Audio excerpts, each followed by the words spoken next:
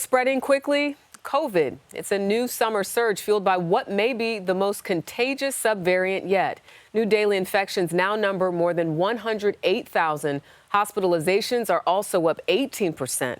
CBS's Danya Bacchus is in Los Angeles with more on that. Danya, good evening.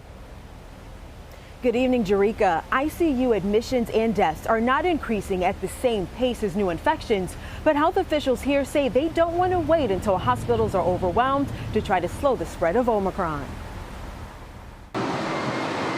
Crowds in Los Angeles are showing few signs of COVID precautions as a rise in cases, fueled by the most contagious subvariant, could soon trigger the return of indoor mask mandates. Nationwide, BA.5 is responsible for more than half of all new cases. CBS News medical contributor Dr. David Agus says a prior infection may not stop this strain. If you had Omicron a couple weeks ago, you can get reinfected now. Do you think that Americans are still taking this virus seriously? Americans have moved on from COVID-19. The problem is COVID-19 hasn't moved on from America. Nearly 60% of the population is living in a high or medium COVID risk area, and that threat comes as summer travel hits pre-pandemic levels. We look at the numbers compared to a year ago. Where are we? In some aspects, we're much better. In some aspects, we're not.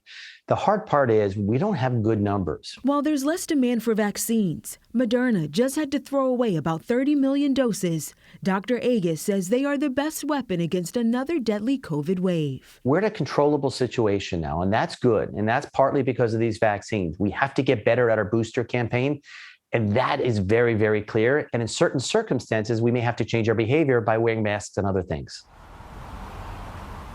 Updated vaccines from Pfizer and Moderna are expected in October. Dr. Agus says we are going to need periodic booster shots to give us greater protection against future variants.